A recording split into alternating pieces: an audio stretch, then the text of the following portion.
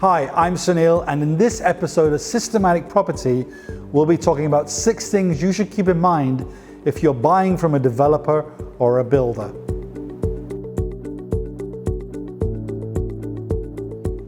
The first thing to keep in mind is the rule of threes. Now, what does that mean? Basically, builders have a rule that any property they're selling, 1/3 of that price tag is probably the land cost, 1/3 was probably build cost, and 1/3 is roughly their profit for a 33% margin. Now that means that when you're talking to a developer, let's say you're looking to buy a property of $500,000, you can be pretty sure that 30% of that, or $150,000, is going to be their profit margin. Obviously in some situations it's more and some situations it's less, but that allows you to negotiate. Now, one of the big myths of negotiation is that to get a big discount, you need to buy more than one, and that's just not true. You can get big discounts if you're buying just one, provided you know what you're doing and you're a good negotiator. But keeping this in mind, that there is substantial profit there which a developer can give you, given the right conditions. And what those right conditions are, we'll talk about in just a few minutes.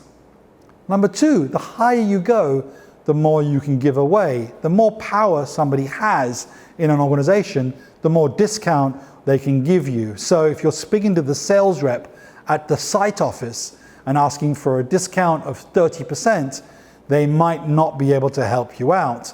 I'm not saying that the CEO could give you 30%, but if there was someone who could, it's probably going to be him. So the higher you go up in an organization, the more flexibility they have. And of course, they're under different pressures. Maybe the sales director has different pressure than the sales manager or the regional manager or even the sales rep on the site. So understanding that the higher you go, you can get more discounts. Number 3 is understanding that they have a lot of pressure from the financial institutions that they borrow money from. And this could be something that as you go higher up the chain, you start to realize, because the people on the ground floor, the sales reps, don't really have a clue as to what's happening in the finance department, but your regional directors and your sales directors and the CEO will. So they know that they have to sell units if they're using financing, and most developers are using financing to build their developments. So if they are, they need to have a certain churn of units. They need to sell a certain number, and maybe they haven't sold that number this month, or they're not about to. They need to hit their target to allow the bank to give them more money. There could be a number of conditions. So just keep that in mind and know that those pressures are on, and if you can find out, then you can use that to your advantage. Point 4 are commissions. Now, everybody who's selling property is probably on some sort of commission structure. That means the more they sell, the more money they stand to make. Let's say that you are the sales rep in a development and you're told that you have to sell 10 properties every month. Your commission is 1% per property, but that will jump to 1.5% if you actually hit your quota. So you are really incentivized to sell 10. If you're at the 9th property, you're going to work really, really hard to hit your target. So just remember that people are on commission. Sometimes it's a monthly commission, a half yearly, a yearly, a quarterly, who knows? But keep that in mind. Try and find out. If you're a good negotiator, you can use the magic word of negotiation, which is tell me. Those 2 powerful words which allow people to actually give you the information you want because you just asked them. Point number 5 is that discounts increase with time. Let's take the same example we just talked about where you're on that commission structure, and if you sell 10, then you're on a good deal basically. So let's say at the first day of the month and an investor comes in and buys 9 properties from you. Wow, how happy are you? And how much pressure do you feel to give the next person a discount to hit your target? Probably not much.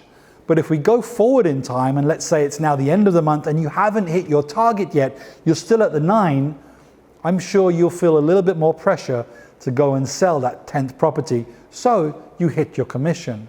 So you're probably more likely to give away a discount for that 10th purchase.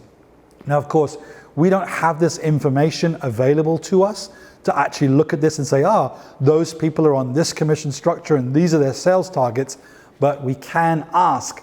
And that's a really good thing about negotiation, is to build rapport with people and to eventually, hey, look, what are your commission structures?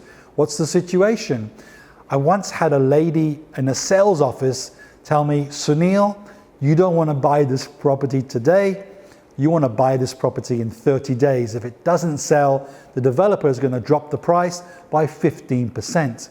Now, since I'd already bought property from her before, she did the very nice thing of actually putting the deal in the bottom drawer, and she waited 30 days. I came back, the deal hadn't sold, and so I got 15% off because the developer felt pressure to sell that property.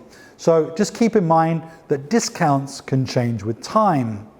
Point number 6 is always understanding that there's a start, a middle, and an end to a development. In fact, there could be many starts and middles and ends in a development.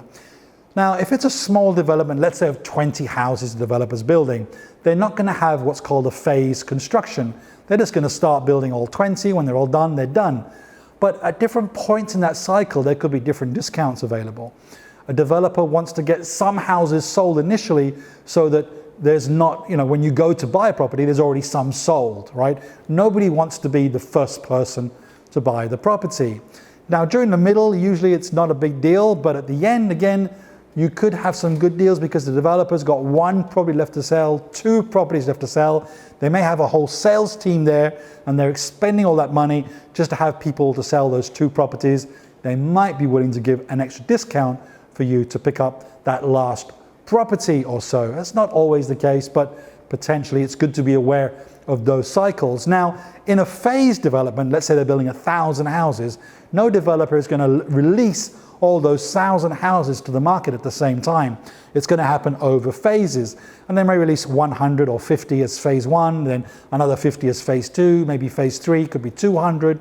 But in between those phases, prices usually go up.